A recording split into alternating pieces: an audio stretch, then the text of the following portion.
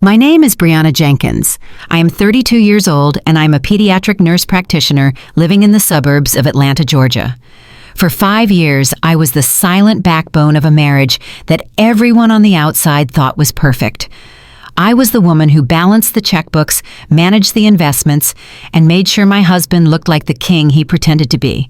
But what happened on a humid Tuesday evening in October didn't just end my marriage, it burned my entire reality to the ground. I stood on the perfectly manicured lawn of the house I had turned into a home and watched as my life was literally thrown out onto the grass.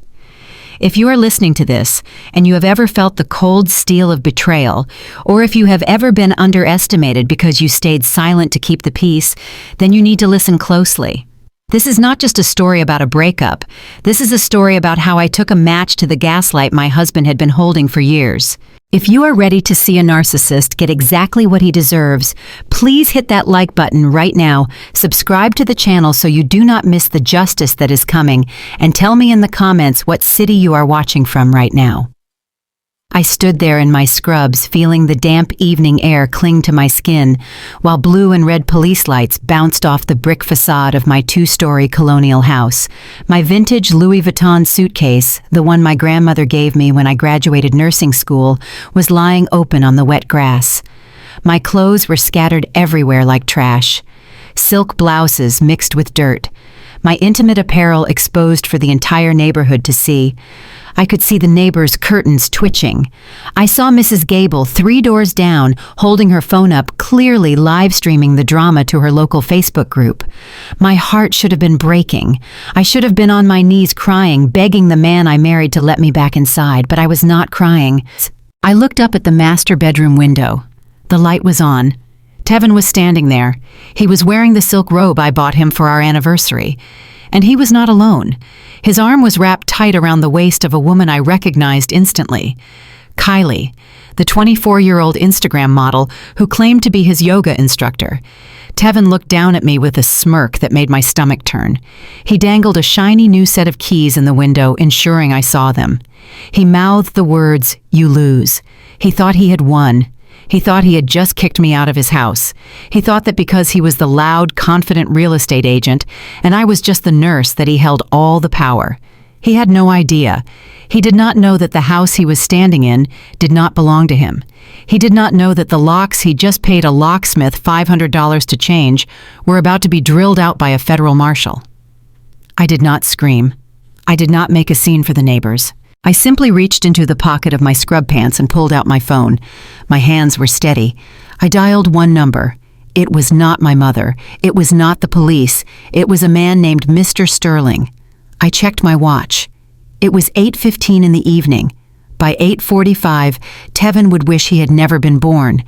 But to understand why I made that call, you have to understand what happened 2 hours before I was standing on that lawn. It had been a 12-hour shift at the hospital. Not a normal shift, but the kind where you do not sit down once. I had spent the last 3 hours doing chest compressions on a 6-year-old boy who had gone into cardiac arrest. I had watched the life come back into his eyes, and I had held his mother while she wept with relief. I was emotionally and physically drained. My feet were swollen inside my sneakers, and my back felt like it was being held together by duct tape. All I wanted was a hot shower, a glass of wine, and to crawl into bed next to my husband. I pulled my car into the driveway at 6:30. The sun was just starting to set, casting long shadows across the yard. I remember thinking that the grass looked a little too long, and I needed to remind Tevin to call the landscaper. I walked up to the front door, my keys already in my hand. I slid the key into the lock just like I had done every single day for 5 years. But it did not turn. I frowned, thinking maybe I was just tired. I jiggled it. I pulled it out and tried again. Nothing. It felt like the wrong key. A wave of confusion washed over me. I walked over to the garage keypad. I punched in our code, 4821. The light blinked red. I tried again. Red again. Panic started to rise in my chest. Not the panic of danger, but the panic of confusion. Had the system reset? Was there a power outage? I rang the doorbell. I could hear the chime echo inside the house. I waited. No answer. I rang it again, keeping my finger on the button longer this time. Finally, I heard heavy footsteps approaching the door. The deadbolt slid back with a heavy thud. The door opened, but only a crack. Tevin stood there, filling the frame. He was fully dressed in his best suit, the navy blue one he wore when he was closing $1 million deal. He did not step back to let me in. He stood there like a bouncer at a club, blocking my entry into my own home. "Tevin, what is going on?" I asked, my voice raspy from exhaustion. "The key does not work, and the garage code is broken. Let me in." He looked at me with cold, dead eyes. "You do not live here anymore, Brianna." I blinked. I actually laughed, a short, nervous laugh, because I thought it was a joke. A sick, twisted joke, but a joke nonetheless. "Move, Tevin." I am not in the mood for games. I tried to push past him, but he shoved me back. His hand hit my shoulder hard enough to make me stumble.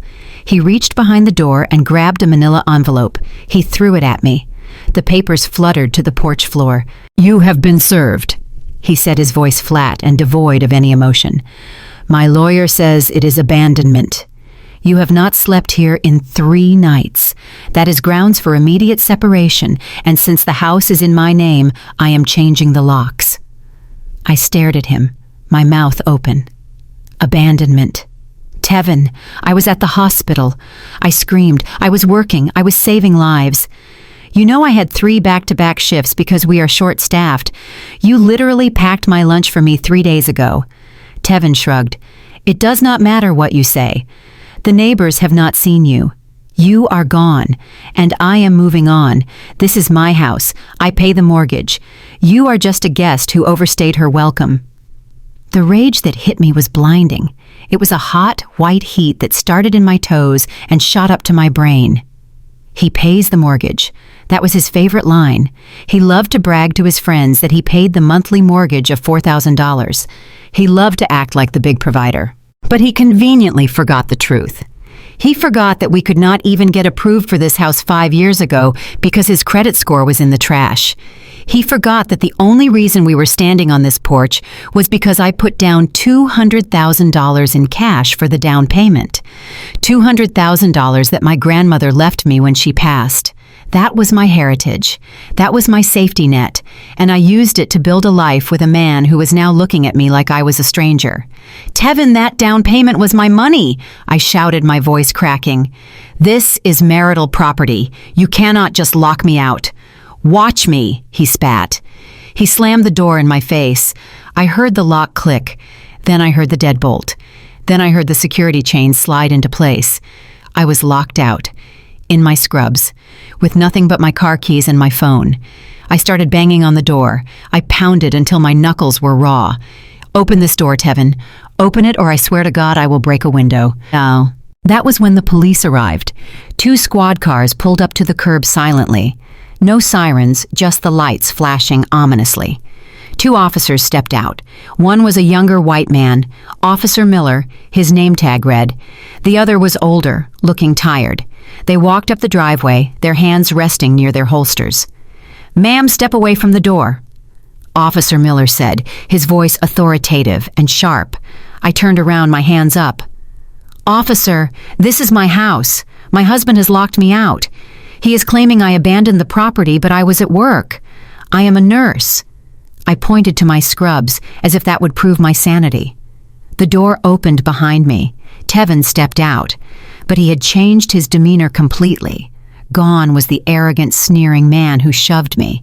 In his place was a calm, concerned victim. "Officers, thank you for coming so quickly," Tevin said, his voice smooth like butter. "My ex-wife is having a mental breakdown. She has been screaming and threatening to burn the house down. I am afraid for my safety and the safety of my guest." "Your guest," I repeated the words, tasting like bile. Officer Miller looked at Tevin in his expensive suit, and then he looked at me. I looked crazy.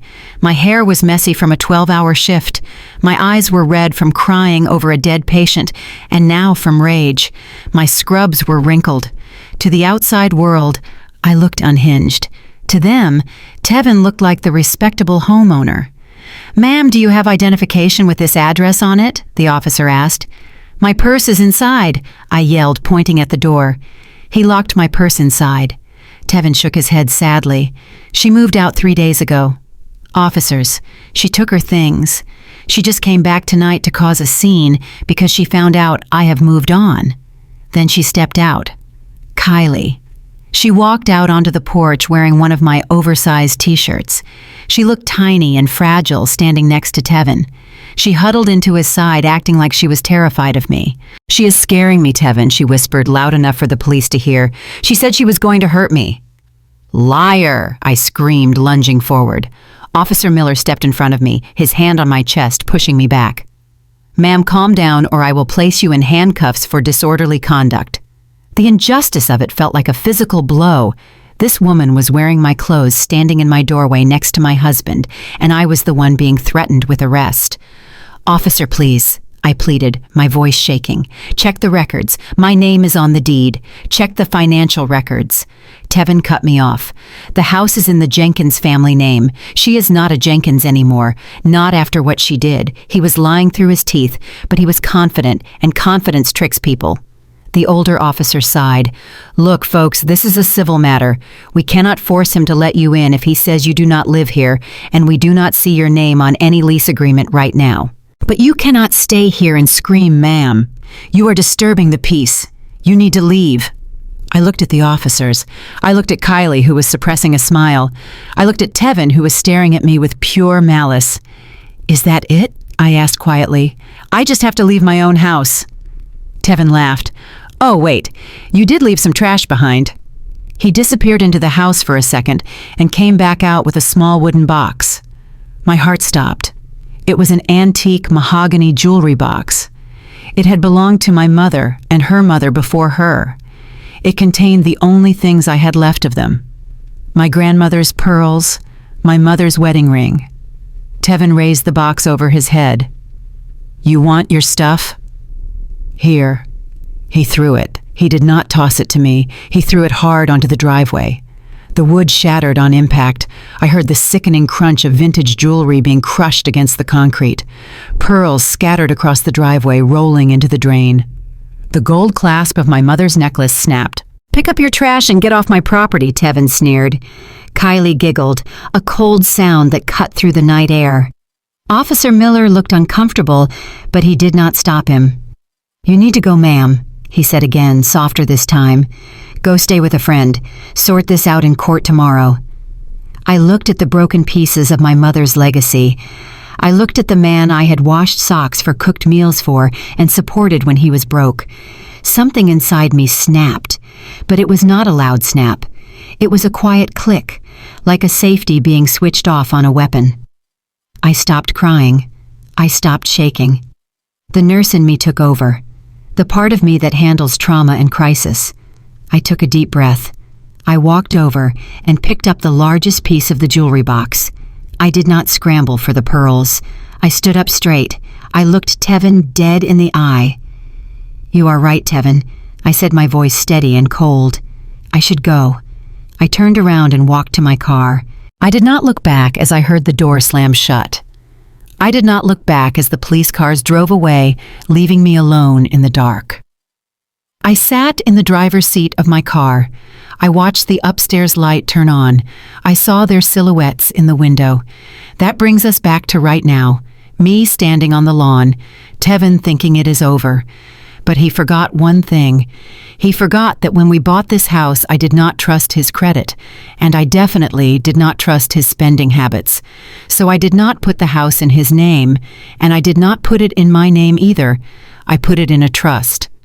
A revocable living trust controlled by a singular trustee, me. And the beneficiary clause stated clearly that residency is contingent on marital fidelity.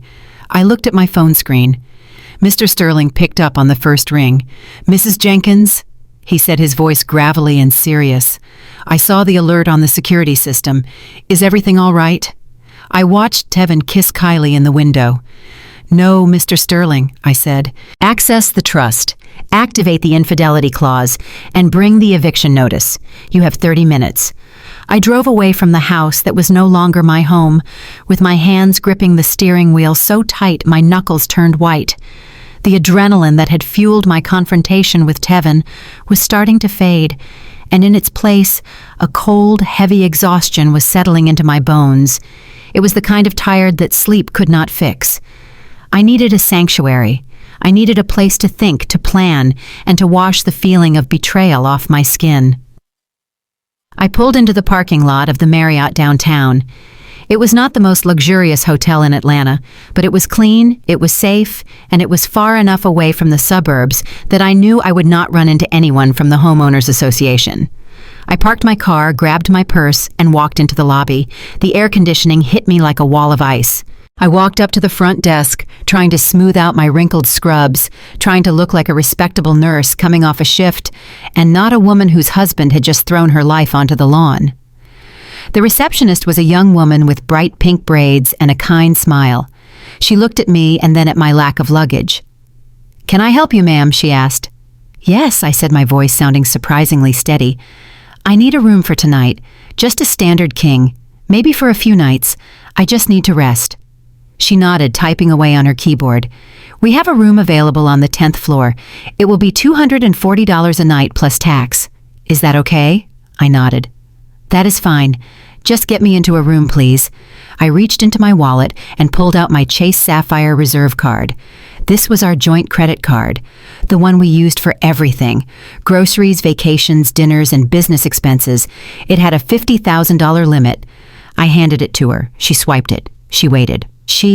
I watched her face. A small frown appeared between her eyebrows. She swiped it again. Then she looked up at me apologetically. "I am sorry, ma'am," she said softly. The card was declined. My heart skipped a beat.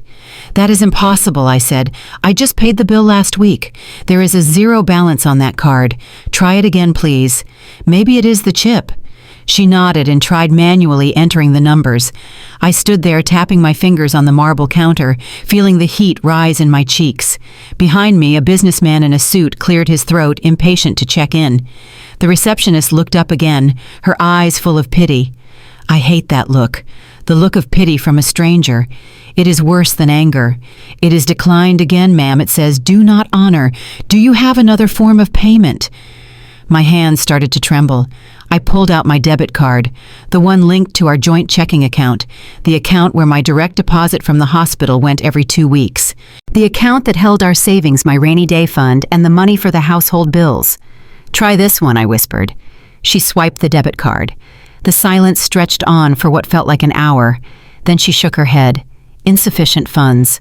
The words hung in the air like smoke. Insufficient funds.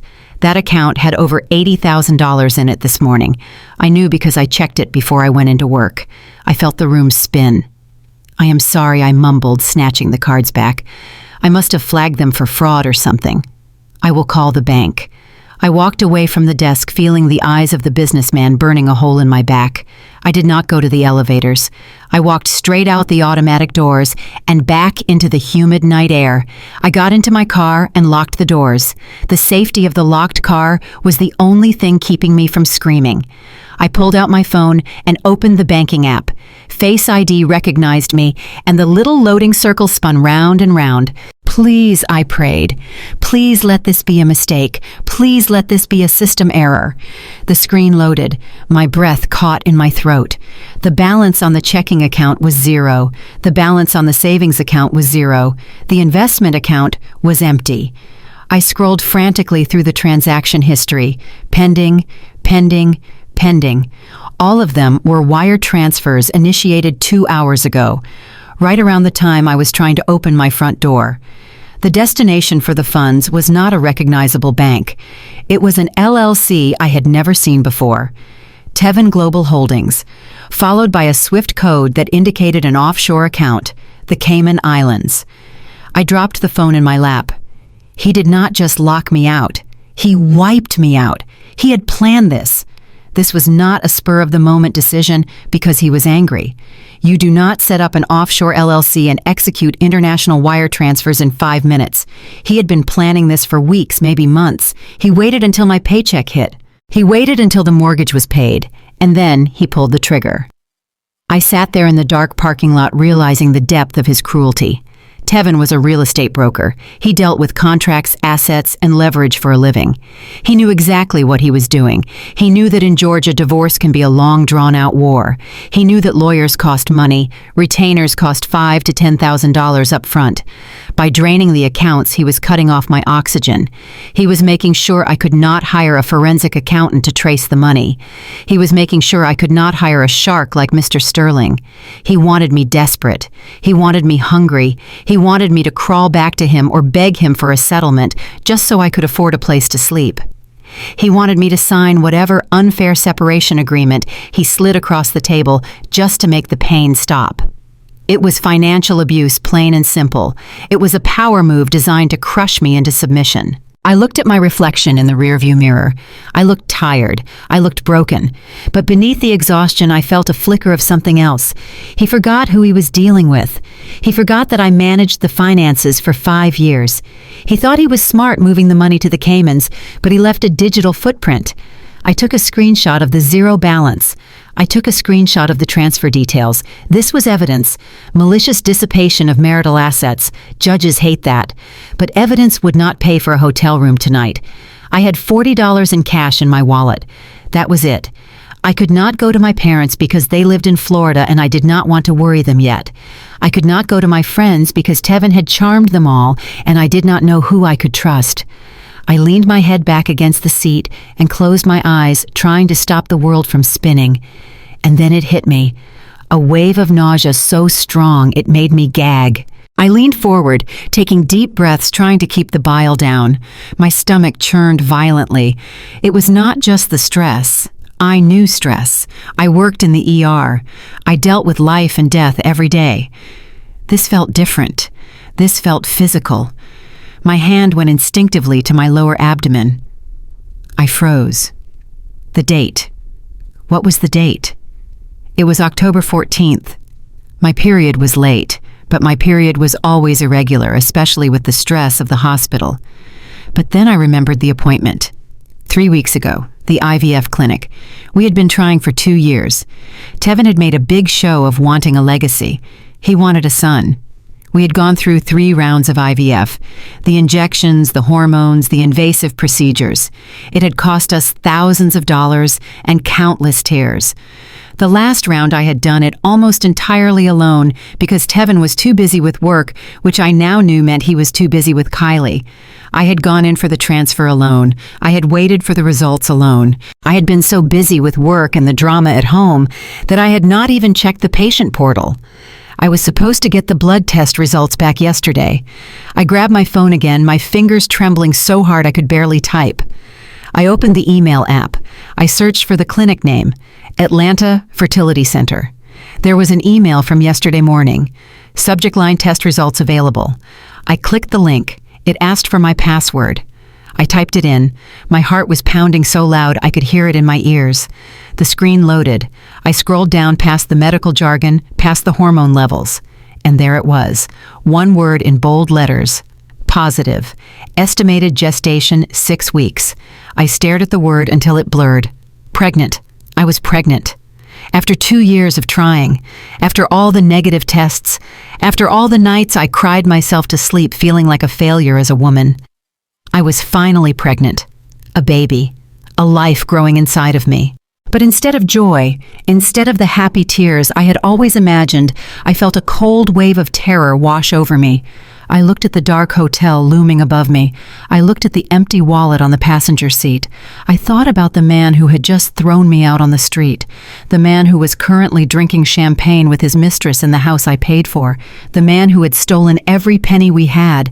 I was carrying his child. I was carrying the child of a monster. I laughed, a dry, hysterical sound that bounced off the car windows. Of course this would happen now. The universe has a twisted sense of humor. Tevin had just tried to destroy me. He had stripped me of my home, my money, and my dignity.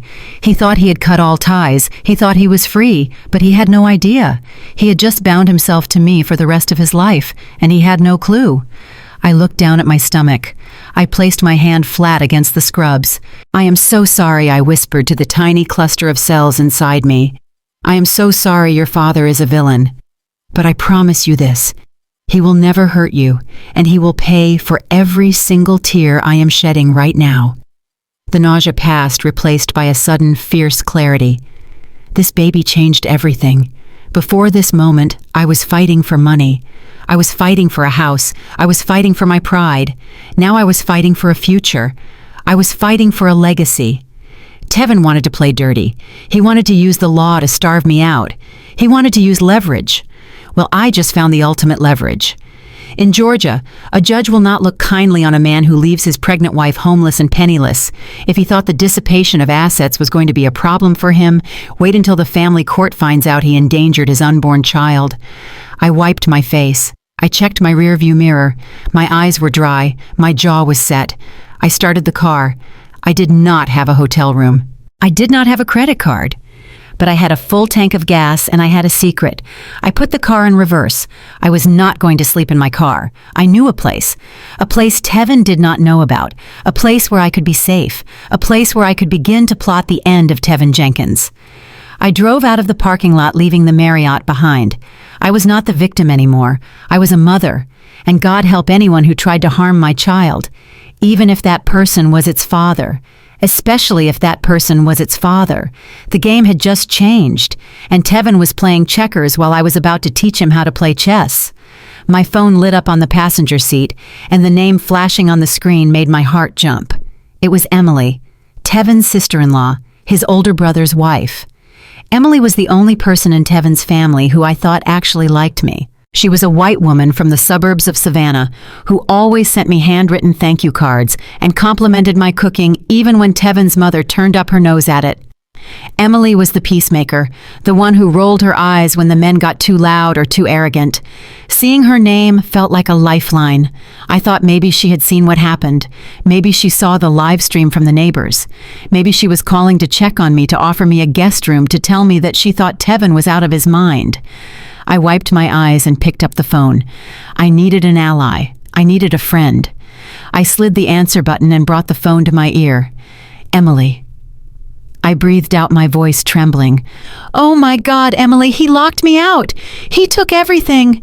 "Brianna, oh honey, I am so sorry." Emily's voice was dripping with that southern sweetness that I had always interpreted as kindness. "I just got off the phone with Tevin. He is saying some crazy things, Brianna. He is saying you cheated on him. He is saying that is why he put you out." But I told him, I said, "Tevin, I know Brianna. She would never do that. She is a good woman." I felt a wave of relief wash over me, so strong it almost made me dizzy. Finally, someone who believed me, someone who knew my character. "Thank you, Emily," I said, tears welling up again. "I swear to you I never touched another man. I have been working. I have been killing myself at the hospital. He is lying. He is the one with the mistress. Her name is Kylie. She is in my house right now, Emily. She is wearing my clothes. I know, sweetie, I know." Emily's voice dropped to a whisper. "It is terrible. Just terrible. Look, I am worried about you. It is late and it is dark. Where are you right now? Tell me where you are so I can make sure you are safe. Do you have a place to stay? Do you have any money?" I opened my mouth to tell her exactly where I was. I was about to tell her I was parked behind the old strip mall on the edge of town, the one place Tevin never went because he thought it was too ghetto. I was about to ask her if she could cash app me $50 just so I could get some food. I trusted her. But then I heard it. It was faint. It was in the background. But my hearing has always been sharp. It comes from years of listening to heart monitors and shallow breathing in the ICU. I heard the sound of ice clinking against glass, and then I heard a cough, a dry, hacking cough. It was a specific cough. It was Tevin's cough, the one he always had when he smoked his expensive cigars, which he only did when he was celebrating a big win. I froze. My hand tightened around the phone. "Emily," I said slowly, "are you at home?" "Yes, of course I'm at home. I am in my kitchen just worrying sick about you. Why do you ask?" I did not answer. I pressed the phone tighter to my ear. I held my breath. And then I heard it clearly. I heard Tevin's voice. He was not shouting. He was laughing. He was laughing, that deep, arrogant belly laugh that he used when he was mocking a waiter or a subordinate. And then I heard another voice. A high-pitched giggle. Kylie's giggle. My blood ran cold. They were all together. Emily was not at her home in Savannah. She was at my house. Or Tevin was at hers. It did not matter. They were in the same room. And I realized with a sickening jolt that I was on speakerphone. "You are on speaker, are you not?" I said, my voice dropping an octave. The silence on the other end was deafening. It lasted for 3 seconds, but it felt like a lifetime. And then the pretense dropped. The sweetness vanished from Emily's voice like it had never been there. The concern evaporated. "You caught me," Emily said. But her tone was different now. It was cold. It was amused. It sounded exactly like the way she used to talk to the housekeeping staff when she thought no one was listening. "Why are you doing this, Emily?" I asked. "I thought we were friends." "Friends?" Emily laughed, and this time it was a cruel sound. "Brianna, you were never my friend. You were Tevin's wife, and now you are not. Do not take it personally. We have to protect the family assets. Tevin told us about the trust fund. He told us about the loophole you tried to trap him with. Did you really think you could outsmart us? Did you think you could come into this family and control the money forever?" I felt like I had been punched in the gut. But that was not the worst part. The worst part came next. And honestly, Brianna, stop with the victim act about Kylie. It is embarrassing. You are acting like this is some big shock. "It is a shock," I snapped. "He brought a stranger into my bed." "Stranger?" Emily scoffed. "Honey, Kylie is not a stranger. She has been around for 2 years. 2 years, Brianna. We all know her. We all love her. She fits in." The world stopped spinning. 2 years, not 2 weeks, not 2 months. Not 2 years. That meant for half of our marriage he had been with her. "You are lying," I whispered. "Am I?" Emily challenged. "Think back, Brianna. Think back to the 4th of July BBQ last month, the one you hosted, the one where you spent 3 days marinating the ribs and cleaning the house until your hands were raw. Do you remember the girl in the white sundress? The one Tevin introduced as my yoga instructor. The one you were so nice to. You even gave her a plate of food before you fixed your own. You poured her a glass of your special sweet tea. That was Kylie. The memory hit me like a freight train. I saw it. I saw the backyard filled with smoke from the grill. I saw Tevin's family sitting around the patio furniture I had paid for. I saw Emily sitting there with a young woman, a woman with long extensions and a tight white dress. I remembered thinking she seemed a little too friendly with Tevin, but I brushed it off because Emily had introduced her. I remembered smiling at her. I remembered asking her about yoga. I remembered Tevin standing behind her, his hand lingering a little too long on the back of her chair. I felt sick, physically sick. They were all there, his mother, his brother, Emily. They were all eating my food, drinking my liquor, and laughing in my face. They all knew. They watched me serve my husband's mistress, and they said nothing. They probably laughed about it in their group chat later that night. I was the clown. I was the maid. I was the bank account. But I was not the wife. Not really. You knew, I said, my voice shaking with a rage so pure it frightened me. You brought her into my house. You sat her at my table. You hugged me goodbye and told me you loved me while she was leaving with Tevin in his car. Emily sighed, sounding bored now. Tevin needed someone who understands his lifestyle, Brianna. You are always so tired. You are always at that hospital. You smell like antiseptic and sadness. Kylie is fun. She is young. She breathes life into him. And let us be honest, you were always a little too intense for Tevin, a little too controlling with the money. A man needs to feel like a man. So helping him fix his credit makes me controlling. Paying his debts makes me intense. I asked. Look, I did not call to debate relationship dynamics, Emily said, cutting me off. Tevin just wanted me to find out where you are so he can send the server with the official papers. He wants to be nice. He wants to give you a chance to sign peacefully so we do not have to drag your name through the mud in court. If you fight this, Brianna, he will release the photos. He will ruin your reputation at the hospital. Just tell us where you are and let us end this. I looked out the window at the dark, empty parking lot. I looked at my stomach where my unborn child was growing. A child that was related by blood to these monsters. A child that had an aunt like Emily and a father like Tevin. I wiped the tears from my face. They wanted to know where I was. They wanted to serve me. They wanted to break me, but they made a mistake. A fatal mistake. They revealed their hand. They told me exactly how long the affair had been going on.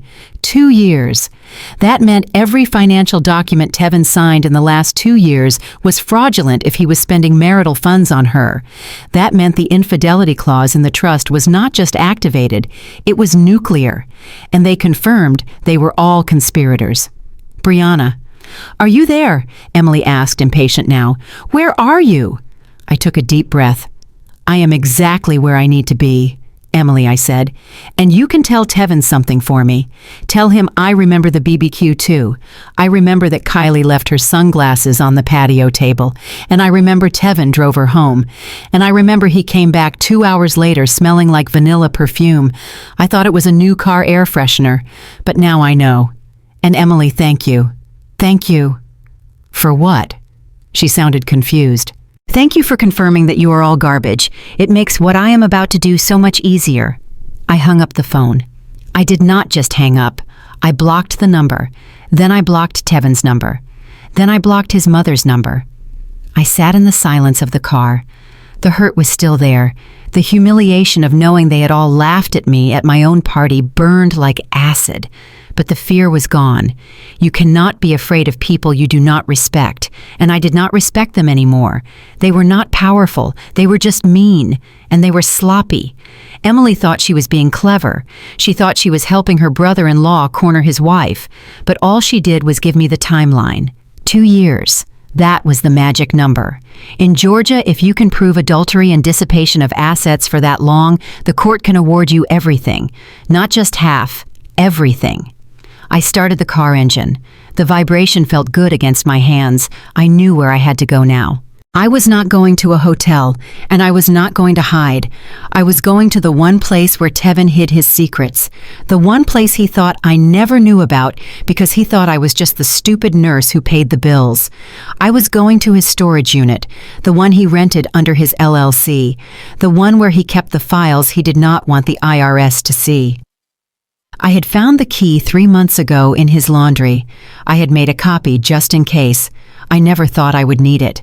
But my grandmother always told me to stay ready so you do not have to get ready. I pulled out of the parking lot. I was done crying. I was done being the victim. Emily wanted a war. Tevin wanted a war. Well, they were about to get one. But they were bringing knives to a gunfight. I touched my stomach one more time. "Mommy is going to get us paid," I whispered. And then I floored the gas. I sat in the darkness of my car, parked in front of the storage unit facility. The engine was off to save gas, and the Georgia humidity had turned into a bone-chilling dampness as the night wore on. The storage unit key was heavy in my pocket, but I could not bring myself to get out of the car yet. I felt paralyzed. The conversation with Emily had drained the last bit of fight out of me, or at least I thought it had.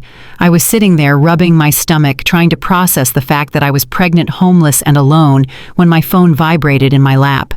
It was a violent buzz against the silence of the night. The screen lit up with a notification that made my stomach drop to the floor. It was an email from Tevin. The subject line read, "Final offer." My hands shook as I unlocked the phone. I knew I should not open it. I knew it was going to be poison, but I had to know. I tapped the screen. The email was short, it was cruel, and it was the work of a man who had lost his soul. It read simply, "Brianna, I know you are trying to be difficult. I know you are trying to drag this out. But let me make this clear. I am not losing this house. I have attached a few files to remind you of what is at stake here.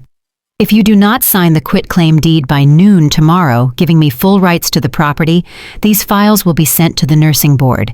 They will be sent to your church group, and I will post them on every social media platform I can find. Check the attachments." I hesitated. My thumb hovered over the attachment icon. I felt a wave of nausea rise up in my throat. I clicked it. The images loaded slowly on the cellular data. The first one appeared. It was a photo from our honeymoon in St. Lucia. It was intimate. It was private. It was a photo taken in the privacy of our villa bedroom, a moment of vulnerability and love that I had shared with my husband. The second photo was a video file. I did not need to play it to know what it was. It was a video we made 3 years ago on our anniversary. I felt the blood drain from my face. I felt naked. exposed, violated. He was threatening me with revenge porn. He was threatening to take the most private moments of our marriage and weaponize them to destroy my reputation. I am a nurse. I work with children. I hold a license that requires moral turpitude and professionalism. If these images got out, I would be fired. I would be investigated. Parents would not want me treating their kids. My career, the one thing I had built with my own 2 hands, would be over. The shame hit me like a physical blow. I could imagine the whispers at the hospital. I could imagine my pastor seeing these. I could imagine my parents' faces. I dropped the phone on the passenger seat like it was burning my skin. I curled into a ball in the driver's seat, wrapping my arms around myself. This was it. This was rock bottom. I had no money. I had no home. And now he held a gun to my head that could blow my entire life apart. The tears came then. Hot, ugly tears. I sobbed until my chest hurt. I sobbed for the woman I used to be, the woman who trusted him, the woman who let him take those photos because she thought he loved her. I felt stupid. I felt dirty. I felt weak. Maybe I should just sign. The thought whispered in my mind, maybe I should just give him the house. Is a pile of bricks worth my dignity? Is a house worth my career? I could just sign the papers, disappear, and start over somewhere else. Somewhere where nobody knows me. Somewhere where I do not have to look at his face again. He wins. He always wins. He has the money. He has the lawyers. He has the cruelty required to destroy someone, and I do not. I am just a nurse. I am just a girl who tried to build a family and failed. I reached for the door handle. I was going to drive back. I was going to drive back to the house, knock on the door, and sign whatever he wanted. I just wanted it to stop. I just wanted the fear to go away. But as my hand touched the cold plastic of the door handle, a cramp shot through my stomach. It was sharp and sudden. I gasped, clutching my abdomen. The baby. I froze. I sat back in the seat, breathing heavily. I looked down at my stomach in the dim light of the street lamp. There was a life in there, a 6-week-old life, a baby that did not ask to be part of this mess, a baby that had my blood and my grandmother's blood running through its veins. If I gave up now, if I signed that house over, I was stealing from my child. That house was the only asset I had left. That equity was my child's college fund. It was my child's security. If I walked away, I would be bringing this baby into the world with nothing. I looked at the phone again. The screen had gone dark. I saw my reflection in the black glass. I saw my eyes swollen and red. But I saw something else too. I saw my mother. I saw the woman who raised 3 kids on a teacher's salary. I saw my grandmother who walked miles to clean houses so we could have a better life. Would they sign? Would they let a man terrorize them into submission? Hell no. The weakness began to die. It withered away in the face of a new feeling, a cold, hard resolve. He wanted to play dirty. He wanted to use shame, but he forgot one thing. Shame only works if you care what people think. And right now, I did not care about people. I cared about survival. And then it hit me. A memory. A specific memory from 5 years ago. It pushed through the fog of my panic like a beacon of light. It was the day we closed on the house. We were at the lawyer's office downtown. It was a hot day in July. I remembered because the air conditioning in the office was broken and Tevin was sweating in his suit. He was irritable. He was impatient. He kept checking his watch because he had a tea time with his boys at 1 o'clock. The lawyer, Mr. Sterling, was going through the stack of closing documents. It was a mountain of paperwork. I remembered Tevin rolling his eyes. "Do we have to read all of this?" he had asked, tapping his foot. "I trust you, Sterling. Just show me where to sign." Mr. Sterling had looked at him over his glasses. "Mr. Jenkins, these are trust documents. Because the down payment is coming from Brianna's inheritance, and the property is being placed in the Jenkins Heritage Trust, there are specific stipulations regarding ownership and control. You need to understand what you are signing. This document here is a spousal waiver of control and a conditional beneficiary agreement." I remembered Tevin laughing, a dismissive, arrogant laugh. Yeah, whatever. Brianna's money, my money. It is all the same family, right? Just give me the pen. I got a game to get to. He did not read it. I watched him. He did not read a single word. He just signed his name with that big, looping signature of his, flipping the pages as fast as he could. He was so focused on the title of homeowner, so focused on getting the keys so he could post a picture on Instagram that he completely ignored the legal reality of what he was doing. But I read it. I read every single line, and I remembered one clause in particular. Paragraph 4, Section B, the clause regarding coerced signatures and duress. It stated clearly that any attempt by the beneficiary to force a sale or transfer of the property through intimidation, blackmail, or coercion would result in the immediate forfeiture of all beneficiary rights and would trigger an automatic restraining order tied to the property deed itself. He was threatening me. He put it in writing. He sent an email. An email is admissible in court. He just handed me the smoking gun. By threatening to release those photos to make me sign, he was not just committing a crime, he was triggering the exact clause in the trust that would strip him of everything without a trial. I picked up the phone again. The fear was gone, the nausea was gone. All that was left was the cold calculation of a woman who held the aces. He thought he was playing poker, but he was playing solitaire, and he was cheating against himself. He gave me 24 hours. I did not need 24 hours. I needed 20 minutes. I looked at the photos again. They did not look like shame anymore. They looked like evidence. I took a screenshot of the email. I forwarded it to my secret email account. Then I forwarded it to Mr. Sterling. I sat up straight in the driver's seat. I adjusted the rearview mirror. I wiped the tears from my cheeks. I was not Brianna the victim. I was Brianna the trustee. I was Brianna the mother. And Tevin Jenkins had just made the biggest mistake of his life. He thought he could break me with fear, but he just reminded me that I am the one who holds the pen. I started the car. The engine roared to life. I was not going to the storage unit to sleep. I was going there to get my printer. I was going to print this email. I was going to print the trust agreement. And tomorrow morning, instead of a quitclaim deed, Tevin was going to receive a motion for emergency injunctive relief and a criminal complaint for extortion. I put the car in drive. I felt a strange sense of calm, the kind of calm you feel right before the storm hits. Tevin wanted a show. He wanted a reaction. Well, I was going to give him one, but it was not going to be the one he expected. He wanted to see me on my knees. Tomorrow, he was going to see me standing tall, and he was going to be the one looking up from the dirt. I touched my stomach one last time. "Hold on, little one," I whispered. "Mommy is about to go to war, and we are going to win." The sun was just starting to rise over the Atlanta skyline as I pulled my car into the underground parking garage of the Sterling & Associates building. I had not slept. I had spent the entire night at the storage unit printing documents, highlighting clauses, and preparing my case.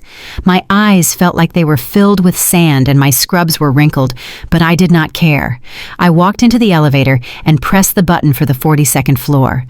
This was not where you went for a standard divorce. This was not where you went to argue over who gets the toaster or the dog.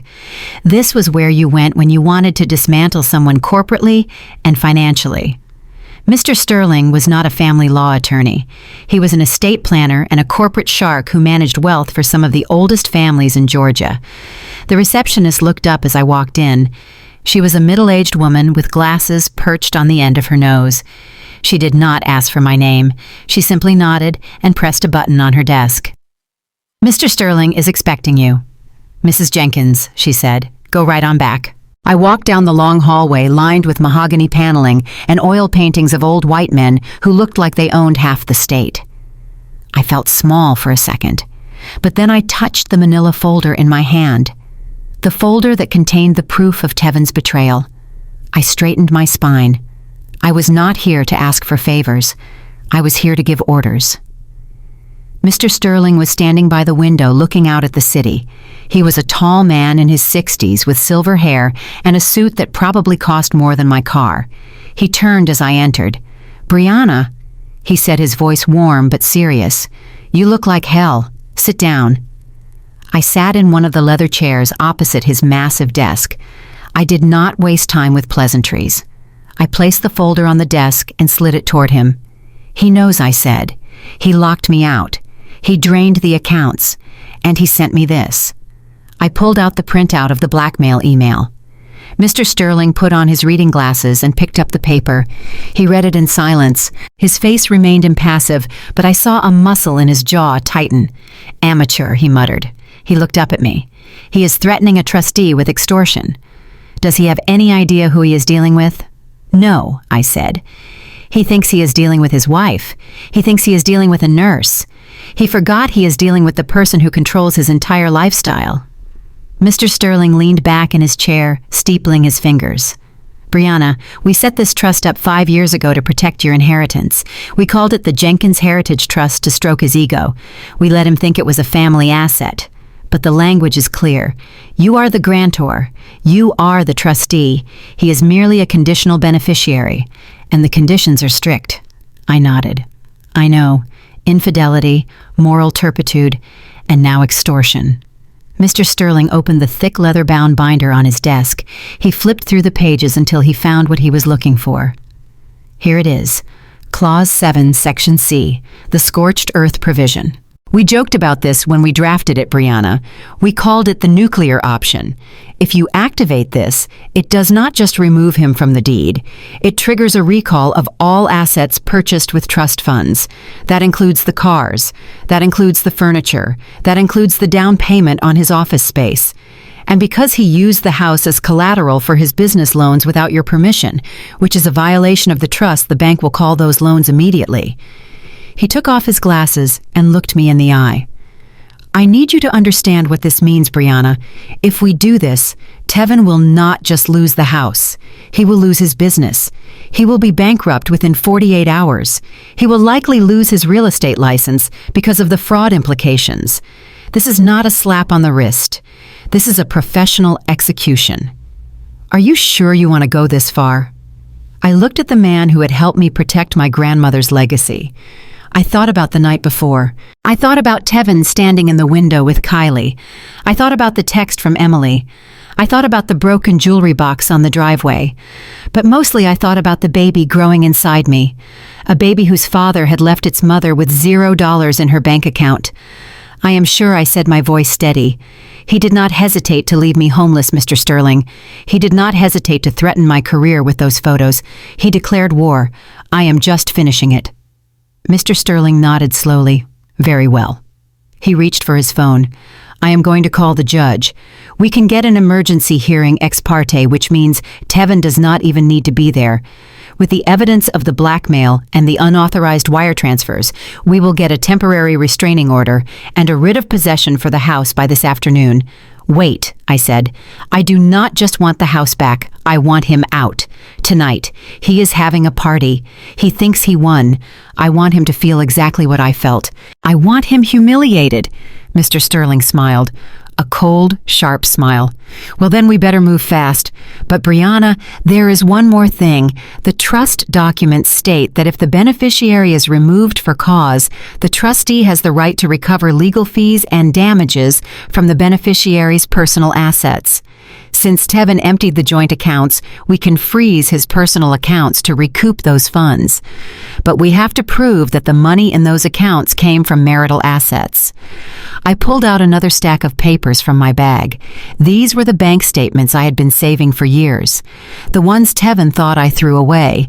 I tracked every commission check he ever deposited, I said.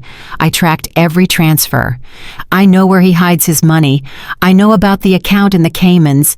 I know about the crypto wallet. It is all here. Mr. Sterling looked at the stack of papers and then back at me with a newfound respect. "You really were the brains of this operation, were not you?" "Tevin is a fool. He is worse than a fool," I said, standing up. "He is a thief, and he is about to learn that you do not steal from a black woman who knows her worth." Mr. Sterling stood up and shook my hand. "Go get some coffee, Brianna. Go buy yourself a nice dress for the show tonight. I will handle the judge. I will handle the sheriff. By the time you get back to that house, Tevin will legally be a trespasser. And that mistress of his, she will just be an accessory to a crime." I walked out of that office feeling 10 feet tall. I was tired, yes, but I was energized. I had the law on my side. I had the truth on my side. And for the first time in a long time, I felt like I was in control. I walked to the elevator, my heels clicking on the marble floor. I pressed the down button. As I waited, I checked my phone. There was a text from Tevin. "TikTok Brianna, noon is coming." I typed a reply. "Yes, it is. See you soon." I did not hit send. I deleted the draft. I was not going to warn him. I wanted the look on his face to be genuine. I wanted the shock to be real. I walked out into the bright Atlanta sunshine. The city looked different today. It looked like a battlefield, and I was the general leading the charge. I went to the nearest boutique. I bought a black dress, fitted, elegant, professional. It was a funeral dress, because tonight I was burying my marriage, and I was going to look good doing it. I sat in a coffee shop waiting for Mr. Sterling's call. I watched the people walking by, couples holding hands, parents pushing strollers. I wondered if they knew how fragile it all was. I wondered if they knew that the person they loved could turn into a monster overnight. I sipped my coffee and touched my stomach. I would teach my child differently. I would teach them to love smart, to protect themselves, to never give anyone the power to destroy them. At 2 o'clock, my phone rang. It was Mr. Sterling. "It is done," he said. The judge signed the order. "The sheriff is on standby. We serve him at 8. I let out a breath I did not know I was holding. "Thank you," I whispered. "Thank you for believing me." "Do not thank me, Brianna," Mr. Sterling said. "You did the work. You protected yourself. Now go finish it." I hung up the phone. I stood up. I smoothed down my dress. It was time. Time to go home. Time to take back what was mine. Time to show Tevin Jenkins that he messed with the wrong nurse. I walked to my car. The engine roared to life. I drove toward the suburbs, toward the house on the hill, toward the man who thought he was king. He had no idea that the queen was coming back, and she was bringing the guillotine. The drive felt like a blur. My mind was racing, rehearsing what I would say, rehearsing how I would stand. I pulled into a parking spot down the street from the house. I could hear the music thumping from the backyard. He was partying. He was celebrating. I checked my makeup in the mirror. I put on fresh lipstick, a deep red, the color of war. I waited. I watched the clock. 7:55, 7:56. At 7:58, the black SUV pulled up beside me. Mr. Sterling stepped out, followed by 4 large men in suits. Security. And then the sheriff car pulled up. The lights were off, but the presence was undeniable. Mr. Sterling tapped on my window. "Ready?" he asked. I stepped out of the car. The evening air was cool. I looked at the house. My house. The lights were blazing. I could see shadows dancing in the windows. I took a deep breath. I nodded. "Let is go," I said. We walked up the driveway in formation. Me in the center, Mr. Sterling on my right, the sheriff on my left, the security team flanking us. It looked like a scene from a movie. But this was my life. And the payoff was going to be sweeter than any fiction. We reached the front door. I did not knock. I did not ring the bell. I reached into my purse and pulled out the key that Tevin thought he had deactivated. But he forgot that as the owner I had a master key that bypassed his cheap locksmith job. I slid it into the lock. It turned smoothly. I pushed the door open. The music blasted out at us. Laughter spilled into the foyer. I stepped inside. My heels clicked on the hardwood floor. The sound cut through the noise. People turned to look. The laughter died down. The music stopped. Tevin was standing in the living room holding a glass of champagne. Kylie was next to him giggling. He looked up. He saw me. His face went from confusion to anger. "What are you doing here?" he shouted, starting to walk toward me. "I told you to get out. I told you." He stopped. He saw Mr. Sterling. He saw the sheriff. He saw the security guards. His face went white. He looked at the papers in Mr. Sterling's hand. He looked at me. And in that moment he knew he had lost. I smiled, a small, cold smile.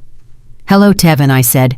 "I believe you are in my house, and you are trespassing." I sat in my car outside the coffee shop, staring at the screen of my phone. The cursor blinked on the text message app, taunting me. Mr. Sterling had given me the green light. The legal trap was set. The sheriff was on standby. But for the trap to work perfectly, for the humiliation to be absolute, Tevin needed to believe he was safe. He needed to believe that his intimidation tactics had worked. He needed to let his guard down completely so that when the hammer dropped, he would never see it coming. I took a deep breath. My thumb hovered over the keypad. I had to channel every ounce of weakness I had felt 24 hours ago. I had to become the scared, broken woman he wanted me to be. I typed the words slowly, forcing myself to ignore the bile rising in my throat. "Tevin, you win," I typed. "I cannot do this anymore. I cannot fight you. I am tired and I am scared. Please just stop the threats. I will sign the papers. I will give you the house. Just please promise me you will delete the photos and videos. Give me 3 days to collect my personal belongings and say goodbye to the house. I will come by on Monday to sign everything. Please." I read it over. It was pathetic. It was desperate. It was exactly what his ego needed to hear. I hit send. The swoosh sound of the message delivering felt like the sound of a closing trapdoor. I waited. 1 minute passed, then 2. I knew exactly what he was doing. He was reading it. He was showing it to Kylie. He was probably laughing. Then 3 bubbling dots appeared. "Glad you finally came to your senses, Brianna." His reply popped up. "You made the right choice. You have until Monday noon. Do not test me again." I stared at the screen and a cold smile spread across my face. He bought it. He actually bought it. He was so blinded by his own arrogance, so convinced of his own power, that he did not even question why I gave up so easily. He did not ask why a woman who had fought tooth and nail for 5 years would suddenly fold like a cheap lawn chair. He just assumed it was because he was the king and I was the peasant. I drove back to the small motel I had checked into for the day. I needed a base of operations. I connected my laptop to the motel Wi-Fi. Now came the hard part. The part where I had to watch. Tevin was a creature of habit, but he was also lazy. When we installed the smart home system 3 years ago, the Nest cameras, the Ring doorbell, the internal security sensors, I was the one who set up the admin account. I was the one who created the passwords. Tevin had access, of course, on his phone, but he never bothered to change the master settings because that was too much work. He just wanted the app to work so he could see who was at the door. I opened the security app on my laptop. I held my breath as I typed in my username and password. If he had been smart, if he had hired a tech guy, he would have locked me out immediately. But Tevin was not smart. He was just loud. The screen loaded. A grid of 9 cameras appeared. The living room, the kitchen, the backyard, the garage, and my home office. I was in. I was the fly on the wall in my own house. And what I saw over the next 48 hours made my blood boil in ways I did not think were possible. It started on Saturday morning, the day of his victory lap. I watched on the kitchen camera as Tevin walked in, wearing his silk robe, holding a mug of coffee. He looked relaxed. He looked like the lord of the manor. Kylie walked in a few minutes later wearing nothing but one of his dress shirts. She hopped up onto the marble island counter, the marble I had picked out, the marble I had paid for with my overtime shifts during the pandemic. "So she is really gone?" Kylie asked, taking a sip from his mug. "Gone." Tevin laughed. "She is broken. She sent me a text begging for mercy." "I told you, babe, Brianna talks a big game, but she is weak. She knows she cannot survive without me." Kylie giggled, kicking her legs. "So this is really ours now, like legally?" "It is all ours," Tevin said, leaning in to kiss her. "I am going to put the deed in my name on Monday, and then we are going to renovate. I hate this kitchen. It is too sterile." I watched them plan to gut my kitchen. But that was nothing compared to what happened next. They walked out of the frame and I switched camera views to follow them. They headed down the hall toward the guest wing, toward my office. My home office was my sanctuary. It was the room where I studied for my master's degree in nursing. It was the room where I spent countless nights managing the family budget, making sure Tevin had money for his car lease, making sure his credit score climbed out of the gutter. The walls were lined with my diplomas, my awards, and photos of my grandmother. It was the only room in the house that was truly mine. Tevin kicked the door open.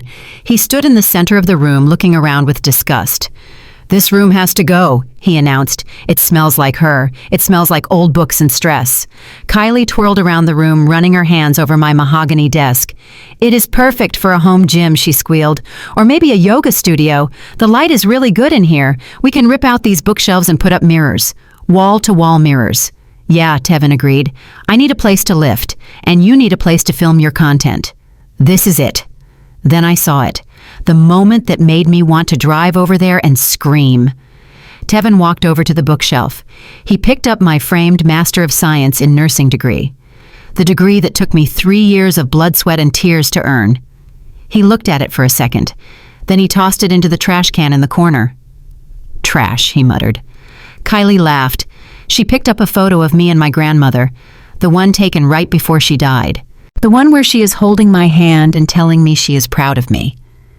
Kylie looked at it and made a face. "Ew," she said. "This is depressing." She dropped the frame on the floor. The glass shattered. I sat in that motel room clutching the edge of the desk so hard my fingernails dug into the wood. I watched them tear my life apart. They pulled books off the shelves. My medical textbooks, my journals, my first editions. They swept them onto the floor in a pile. "We can call the junk haulers on Monday," Tevin said, kicking a pile of my books. "Get all this crap out of here. By next week, this will be the best home gym in Atlanta." I felt a tear slide down my cheek, but it was not a tear of sadness. It was a tear of pure, unadulterated rage. They were erasing me. They were not just taking the house. They were trying to erase the evidence that I ever existed. They were dancing on the grave of my hard work. "Enjoy it," I whispered to the screen. "Break it all. Tear it all down. Because every single thing you break is just adding another zero to the check you are going to write me." By Saturday afternoon, the house began to transform, but not for a renovation, for a party. I saw the catering vans pull up in the driveway. Tevin was throwing a party, a freedom party. He had invited everyone, his business partners, the developers he was trying to impress, the high rollers from the country club who had never given him the time of day before. I watched as waiters in white tuxedos set up tables in my backyard. I watched them uncork bottles of Dom Perignon, bottles that cost $300 apiece. Tevin did not have $300. He was putting this on a credit card that was likely in my name or linked to the business account he had drained. The sun went down and the guests started to arrive. I saw Ferraris and Porsches lining the street. I saw women in designer dresses and men in bespoke suits walking up my driveway. Tevin greeted them at the door, playing the role of the wealthy bachelor. "Welcome, welcome," he boomed, shaking hands. "Come in. Make yourselves at home." I saw him introduce Kylie. "This is Kylie, my partner. She designed the interior." I laughed out loud. She designed the interior. She had been there for 3 days and all she had done was break a picture frame.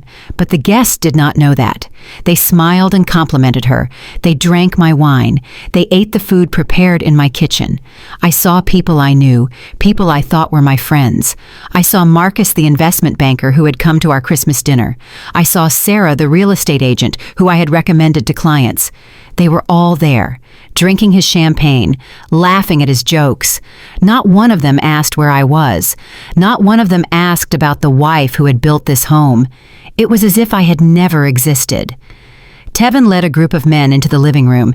He was holding a glass of whiskey, a very expensive Japanese whiskey that I had bought him for his 30th birthday. He raised the glass.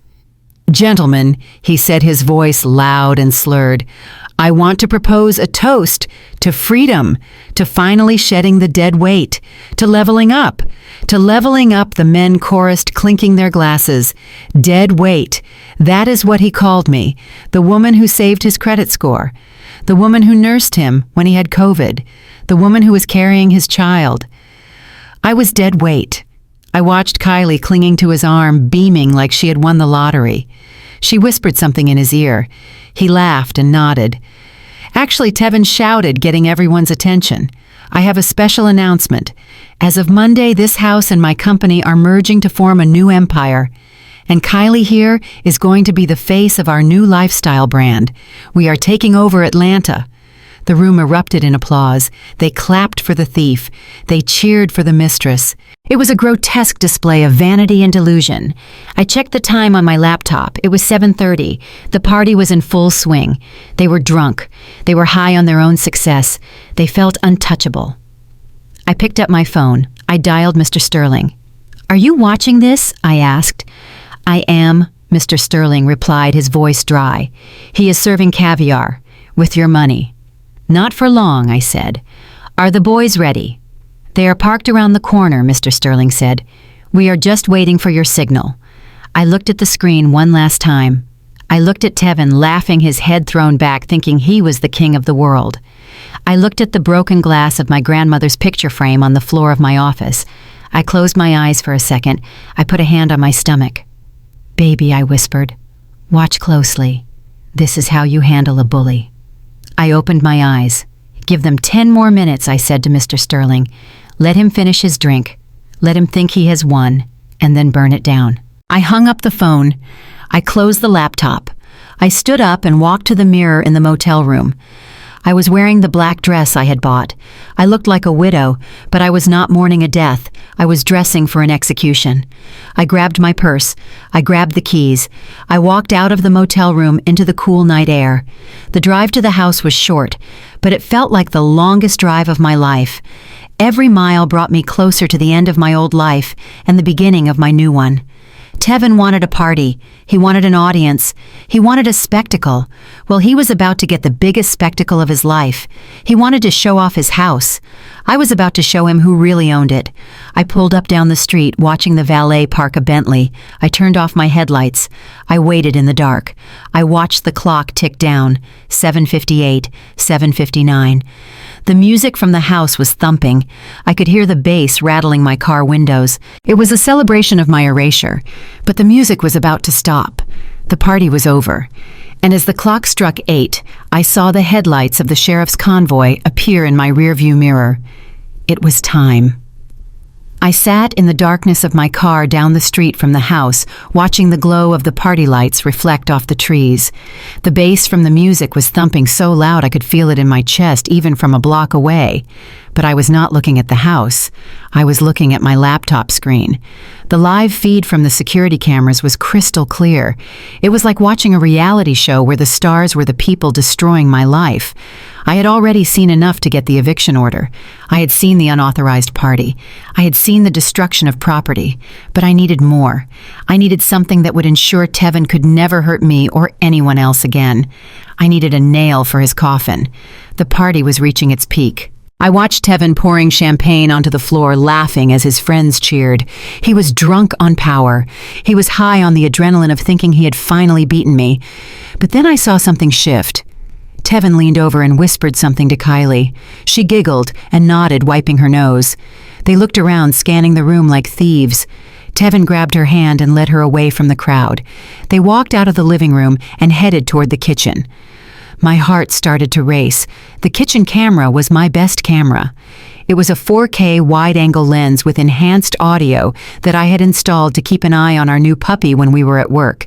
It was positioned high up on top of the cabinets, almost invisible if you did not know it was there. And Tevin definitely did not know it was there because I was the one who climbed the ladder to put it up while he sat on the couch watching football. I switched the feed to the kitchen cam. The room was empty for a second. Then the lights flickered on. Tevin walked in first, closing the double doors behind him to shut out the noise of the party. Kylie hopped up onto the granite island.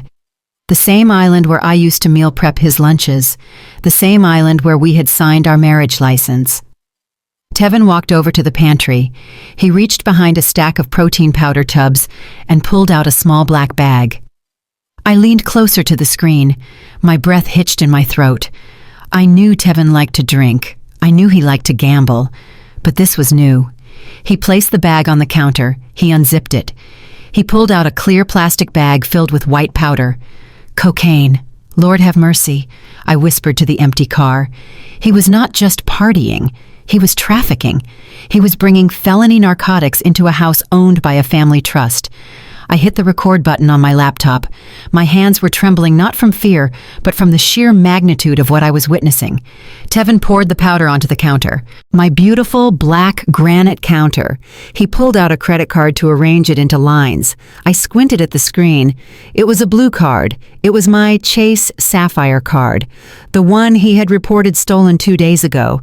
He was using my stolen credit card to cut lines of cocaine in my kitchen. The audacity was breathtaking. It was almost impressive how stupid he was. He leaned down and snorted a line. Then he handed a rolled-up dollar bill to Kylie. She did the same, laughing as she threw her head back. "I feel like a queen," she shouted, her voice distorted but clear on the audio feed. "You are a queen, baby," Tevin shouted back, wiping his nose. "And I am the king of Atlanta. Nothing can stop us. I got the house. I got the money. And that boring nurse is gone." I sat there and let his words wash over me. Boring nurse. That boring nurse was currently recording a first-degree felony. I watched them do line after line. They were sloppy. They were reckless. And they had absolutely no idea that they were ending their lives in real time. See, in the world of high-end real estate, reputation is everything. But in the state of Georgia, the law is black and white. Tevin held a broker's license. It was his golden ticket. It was the only reason he could lease that Mercedes and wear those suits. But the Georgia Real Estate Commission has a very strict code of conduct. A felony drug charge is an automatic revocation, not a suspension. A revocation. If I just evicted him, he could bounce back. He could rent a condo and sell a few mansions and pretend nothing happened. But this was the end. If I turned this footage over to the police and the licensing board, he would never sell a doghouse in this state again. He would be unhireable. He would be a convicted felon with a record. I watched him lean back against the counter, his eyes wide and manic. To the Jenkins empire, he yelled to the empty room, raising a bottle of vodka. I felt a cold calm settle over me. I stopped recording. I saved the file. Then I saved a backup copy to the cloud. Then I emailed a copy to Mr. Sterling. I wanted to make sure that even if he found the camera, even if he smashed the laptop, the evidence was already safe in a server farm halfway across the country. I looked at the time. It was 8:15. The sheriff was 5 minutes away. Tevin was in my kitchen, high as a kite, thinking he was invincible. He had given me the house. He had given me the money. And now he had just given me his career. I closed the laptop. I did not need to see anymore. I had the ammo. The clip was full, and the safety was off. I checked my reflection in the rearview mirror one last time. My eyes looked different. The softness was gone. The hesitation was gone. I was about to walk into that house and destroy him. And the best part was, I did not even have to say a word. The video would speak for me. I put the car in drive. I pulled out onto the street. The convoy of police vehicles was just turning the corner, their lights cutting through the darkness. I fell in line behind them. We were a parade of justice. Tevin thought he was having a party. He thought he was celebrating his freedom. He did not know that the cleanup crew had just arrived. And I was the foreman. I touched my stomach gently. "You are going to have a college fund after all, baby, because Daddy just forfeited his entire net worth." The tires crunched on the gravel of the driveway. The music was still blaring. But as I stepped out of the car, flanked by the sheriff and his deputies, I knew the music was about to stop forever. I walked toward the front door, the hard drive in my purse feeling heavier than a brick. It was the weight of the truth. And I was about to drop it right on his head. The digital clock on my dashboard flipped from 7:59 to 8 o'clock. It was not just a time change. It was a shift in the atmosphere. Inside that house, Tevin was living in a fantasy world. He was standing in the center of the living room holding a crystal flute of champagne that he bought with money he stole from me. He was surrounded by people who did not care about him, people who were only there for the free booze and the spectacle. I could hear the bass from the music vibrating through the closed windows of my car. It was a Drake song, one about winning, one about being on top. The irony was so thick I could taste it. He was toasting to his new life. He was toasting to the end of Brianna the boring nurse. He had no idea that Brianna the boring nurse was sitting outside with a battalion of consequences waiting to kick down his door. I looked in the rearview mirror. Behind my modest sedan were 3 black SUVs with tinted windows. These were not Uber drivers. These were the heavy hitters. Inside the first vehicle sat Mr. Sterling and his team of paralegals carrying briefcases filled with injunctions, restraining orders, and the eviction notice. In the second vehicle were 4 private security contractors. These were big men with necks as thick as tree trunks and faces that did not smile. Mr. Sterling hired them to ensure the eviction was peaceful, but also to ensure that if Tevin decided to get violent, he would be neutralized before he could even raise a fist. And in the third vehicle, the one with the light bar on top, sat Sheriff Patterson, the High Sheriff of the county. He was not there for a noise complaint. He was there because 10 minutes ago, I sent him a video of a man cutting lines of cocaine on a granite countertop in a house that belongs to a family trust. The music inside the house swelled. I could imagine Tevin raising his glass. I could imagine the speech. He loved speeches. He loved the sound of his own voice. He was probably telling them how he built this empire from nothing. He was probably telling them that I was just a stepping stone, a temporary setback. He was probably kissing Kylie and telling the room that she was the woman he had been waiting for all his life.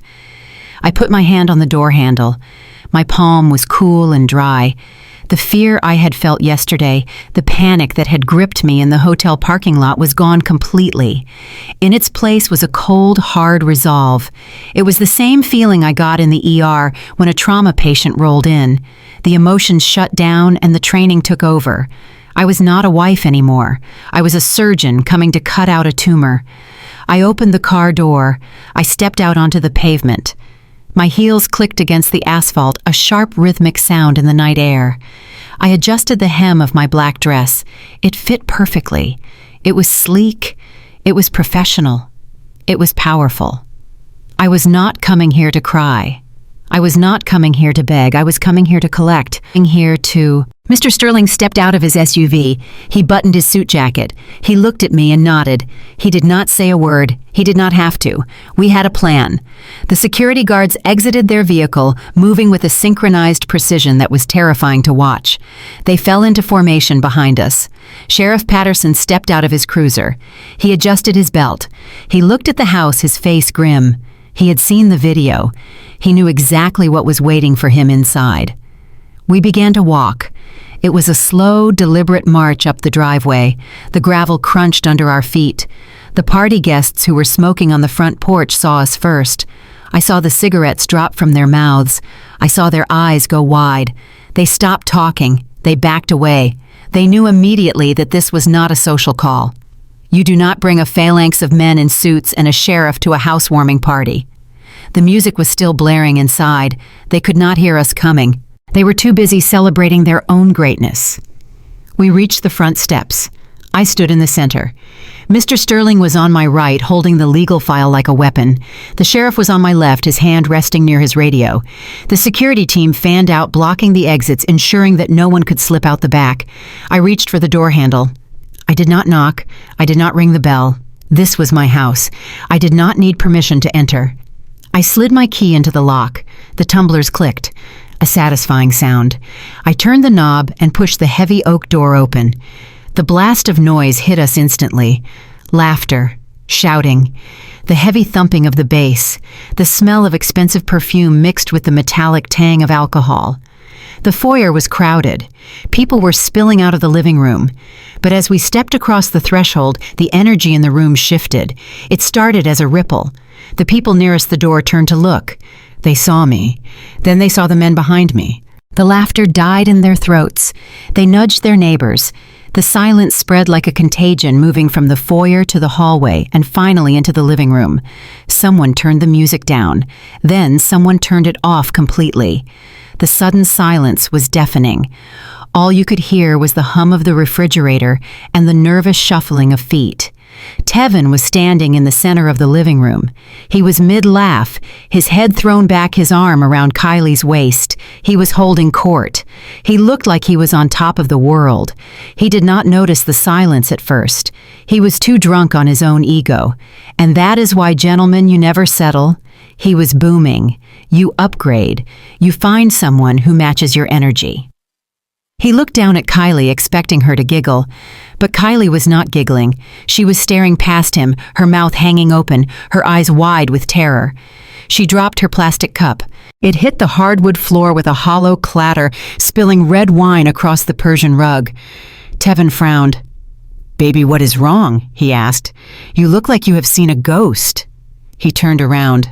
Slowly, he followed her gaze, and then he saw me. He blinked.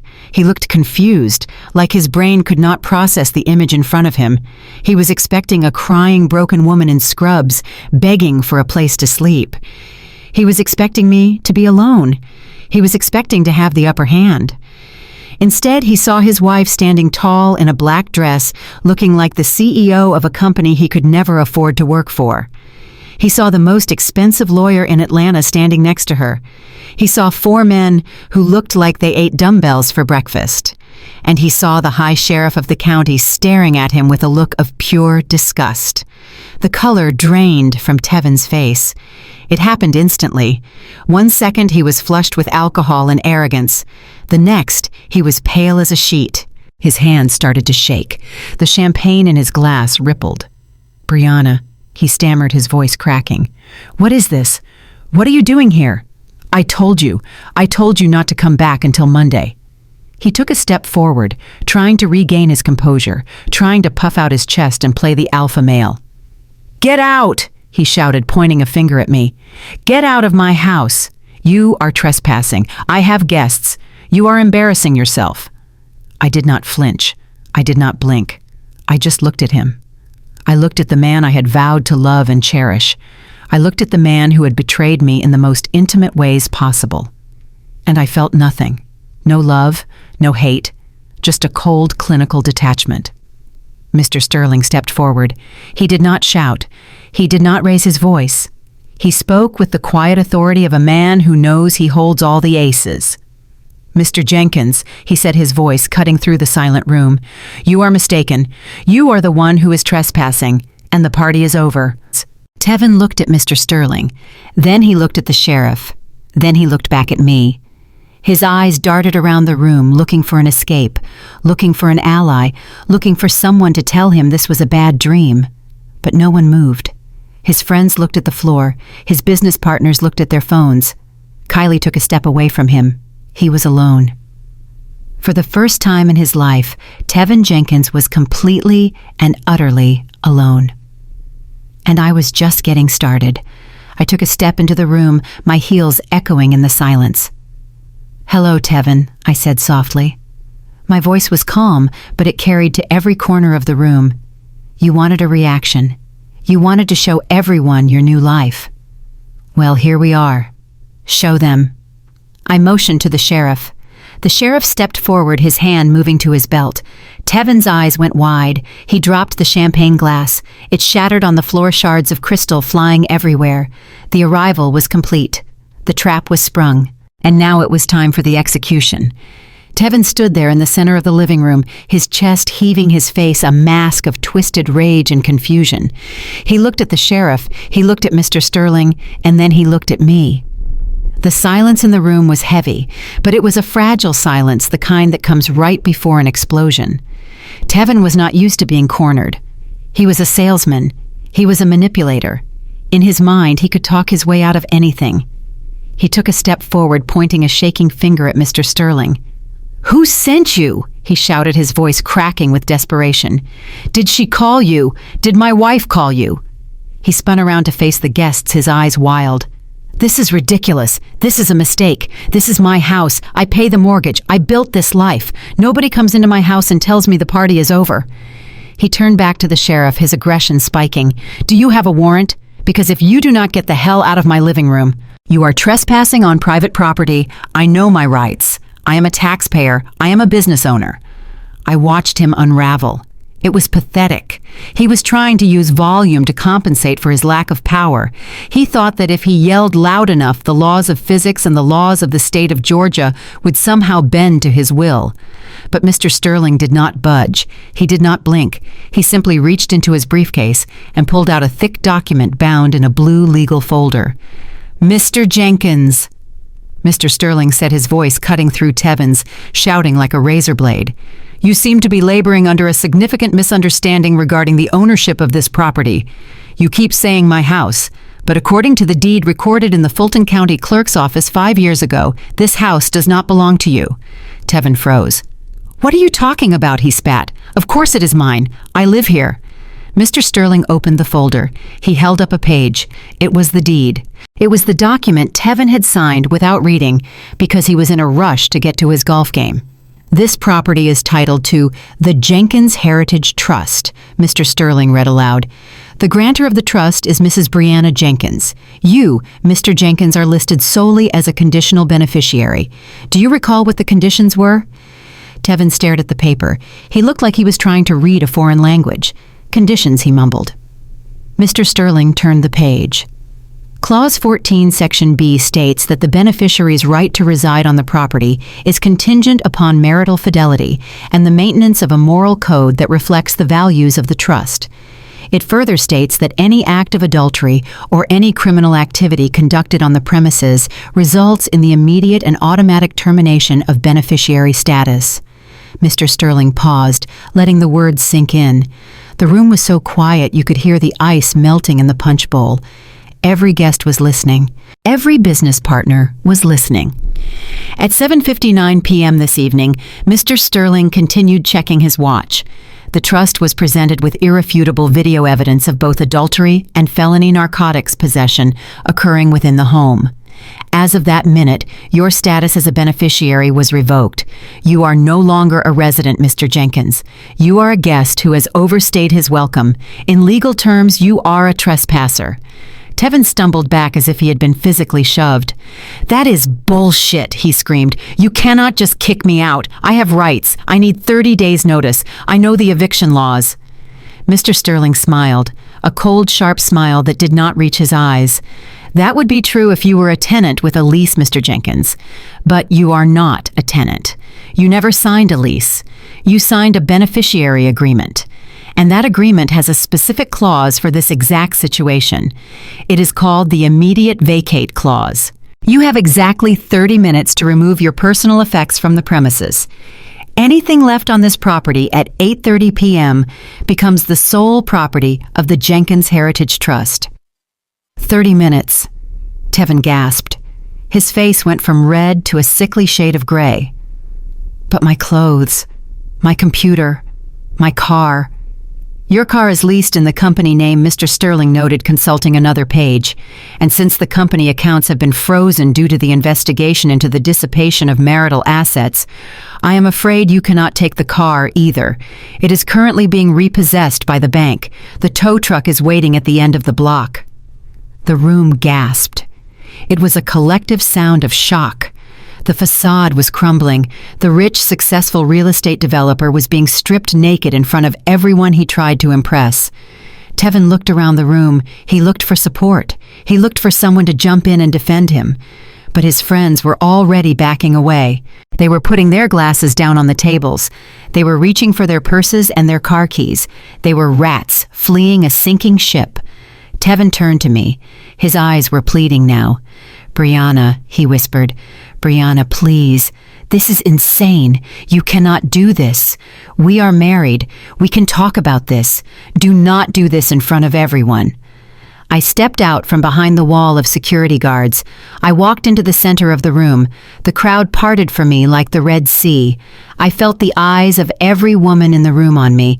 Some looked scared, some looked impressed, but I did not care about them. I only cared about the people who had betrayed me. I walked right past Tevin. I did not even look at him. He was a ghost to me. I walked straight toward the fireplace where a group of people were huddled. Standing there trying to blend into the drapes was Emily, Tevin's sister-in-law, the woman who had laughed at me on the phone, the woman who had confirmed the affair. Emily was holding a glass of red wine. My red wine. It was a vintage Cabernet that I had bought in Napa Valley 3 years ago. I was saving it for our 10th anniversary, and she was drinking it like it was grape juice. I stopped in front of her. Emily froze. She tried to smile, but her lip quivered. "Brianna," she squeaked. I did not know you were coming. We were just..." Tevin said you were okay with this. I looked her up and down. She was wearing a dress that cost more than my monthly car payment. She looked expensive. But right now, she looked cheap. Put it down, I said. My voice was low, but it was deadly serious. Excuse me? Emily stammered, clutching the glass. The wine, I said, pointing to the glass. That is a 2015 Cabernet. I was saving that for a special occasion. And you are not a special occasion, Emily. You are an accomplice. Emily looked at the glass, then at me. She set it down on the mantelpiece, her hand shaking so hard she almost spilled it. I told you on the phone, Emily, I continued, stepping closer to her until I could smell her expensive perfume. I told you that you were all garbage, and I meant it. You came into my house, you ate my food, you befriended his mistress, and you laughed about it. You thought I was stupid. You thought I was just the nurse who paid the bills. I looked over her shoulder at Tevin's mother, who was sitting on the sofa looking terrified. And you, I said, addressing the matriarch, you let your son disrespect me for years. You knew about Kylie. You encouraged it because you thought she was a better fit for his image. Well, look at him now. I pointed at Tevin, who was arguing with the sheriff, claiming he needed more time. Look at your son, I said to them. He is homeless, he is bankrupt, and in about 10 minutes he is going to be in handcuffs. And it is all because you thought you could walk all over me. Emily started to cry. Ugly theatric tears. Brianna, please, she sobbed. We are family. No, I said, cutting her off. We are not family. Family protects each other. Family does not plot behind your back. You are just people who used me. And now the bank is closed. I turned to the room, addressing the remaining guests. You have 2 minutes to leave my house, I announced. If you are still here when the sheriff starts making arrests, you will be considered accomplices to the drug activity that has been recorded on the premises tonight. The word drug activity hit the room like a bomb. People started running, literally running. Women in heels were sprinting toward the door. Men were shoving each other to get out. It was chaos. It was a stampede of shallow people trying to save their own skins. Tevin watched his audience disappear. He watched his empire evaporate. He looked at me with pure hatred. You ruined everything, he screamed, lunging toward me. You crazy bitch, you ruined my life. He barely made it 2 steps. The security guard closest to me moved with a speed that was blurring. He stepped in front of me, blocking Tevin's path. He put a massive hand on Tevin's chest and shoved him back. Tevin stumbled and fell over the coffee table, crashing into the floor. Stay down, Mr. Jenkins, Mr. Sterling warned. The 30-minute clock is ticking, and you are wasting time rolling around on the floor. Tevin scrambled to his feet. He looked at Kylie. She was standing by the window, holding her phone, probably trying to call an Uber. Kylie, Tevin yelled, "Help me pack! We need to get the stuff from the office. The computers." Kylie looked up. She looked at Tevin, sweating and screaming. She looked at the sheriff. She looked at me, standing cool and collected in my black dress. She made a calculation. She was a survivor.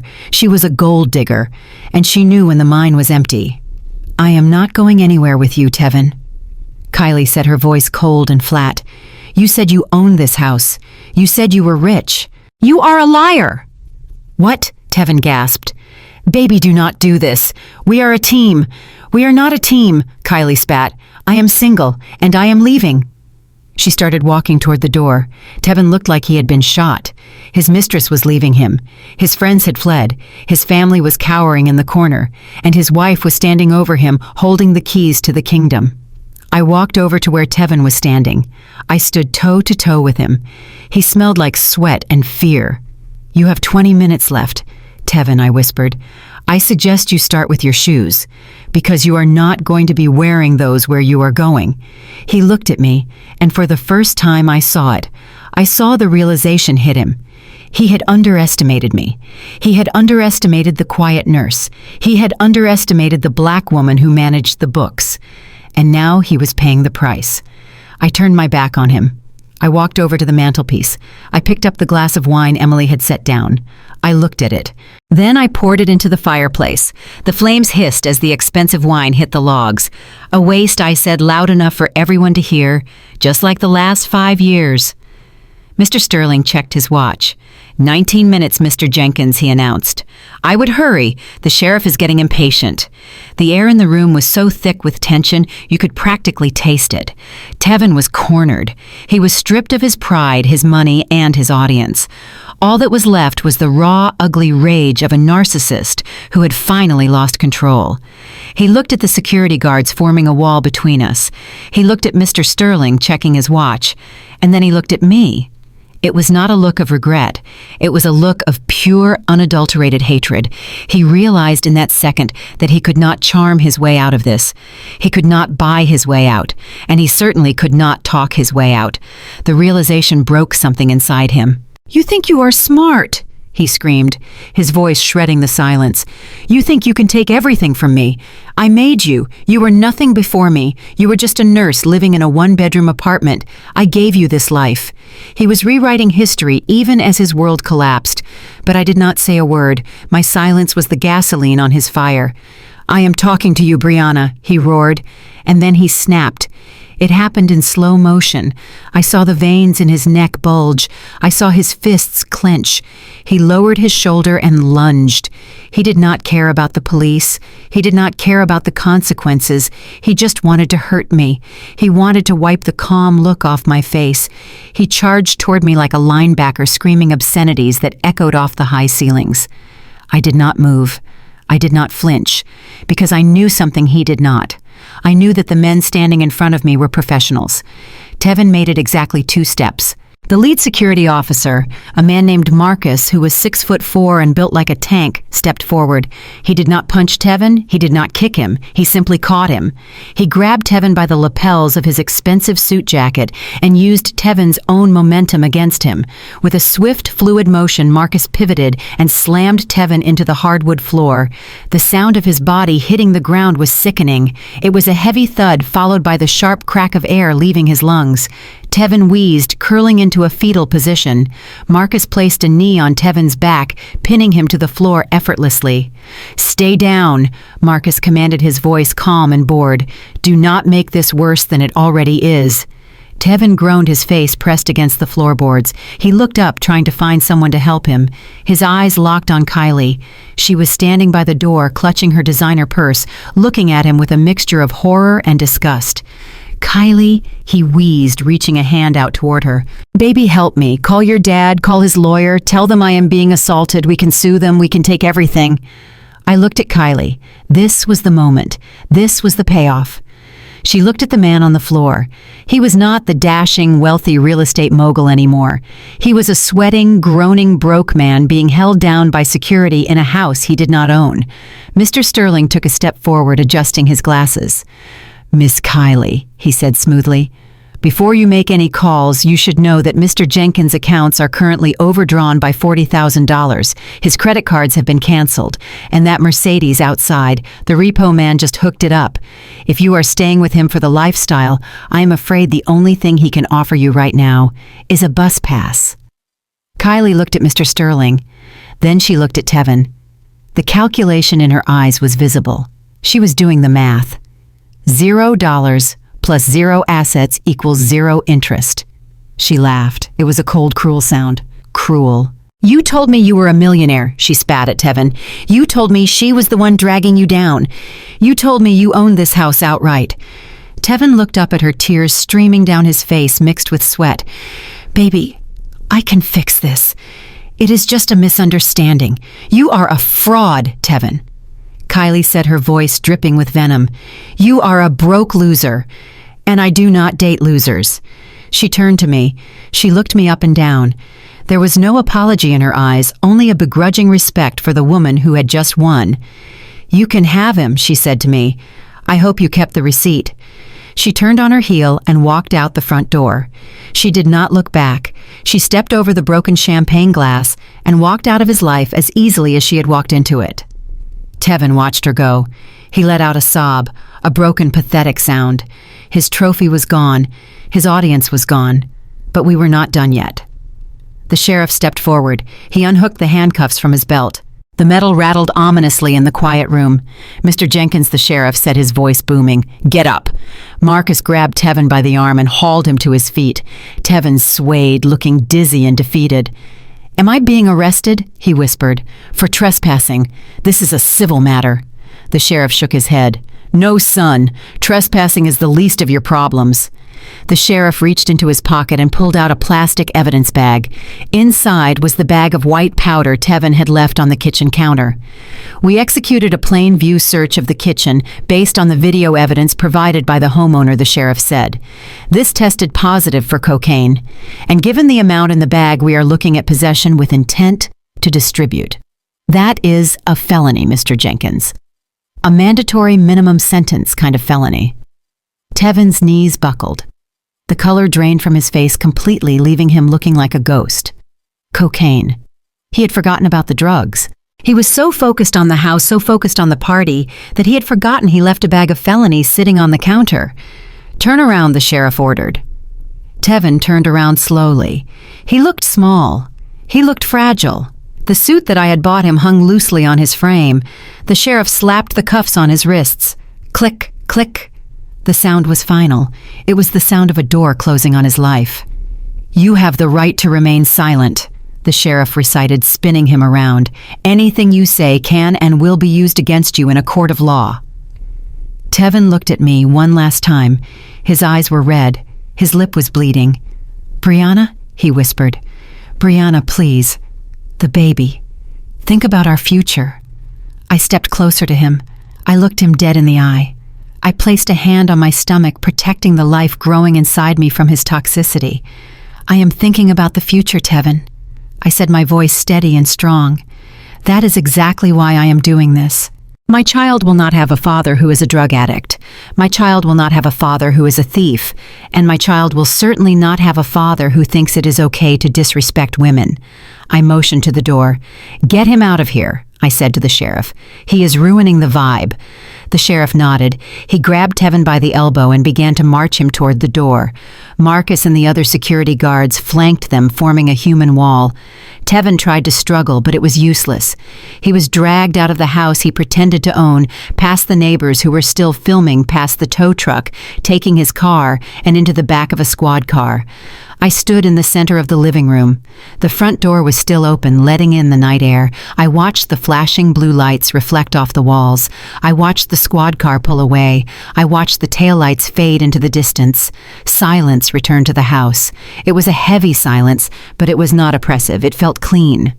It felt like the air after a thunderstorm. Mr. Sterling walked over to me. He closed his briefcase with a snap. "Well, Mrs. Jenkins," he said, a small smile playing on his lips, "I believe that concludes our business for the evening. The locks will be changed within the hour. The cleaning crew is on their way to remove the debris, and I will file the restraining order first thing in the morning." I looked at him. "Thank you, Mr. Sterling," I said. He nodded. "You did good, kid. You stood your ground." He walked out, leaving me alone. I looked around the room. I looked at the spilled wine on the rug. I looked at the broken glass. I looked at the empty space where the party had been. I took a deep breath. I inhaled the smell of my house, not his house, my house, the house I bought, the house I fought for, the house I saved. I walked over to the front door. I stepped out onto the porch. The neighbors were still there, standing in their driveways, whispering. Mrs. Gable was still holding her phone. I looked at them. I did not hide. I did not look down. I raised my chin. "Show is over," I called out to them. "Go home." I turned back inside and closed the door. I locked the deadbolt. I leaned my forehead against the cool wood. Tears threatened to fall, but I blinked them back. I was not sad. I was relieved. A weight had been lifted off my shoulders, a weight I had been carrying for 5 years. I walked into the kitchen. I saw the residue on the counter. I grabbed a rag and the spray cleaner. I started to scrub. I scrubbed until my arm hurt. I scrubbed away the drugs. I scrubbed away the betrayal. I scrubbed away the memory of him. When I was done, I poured myself a glass of water. I sat on a stool at the island. I put both hands on my stomach.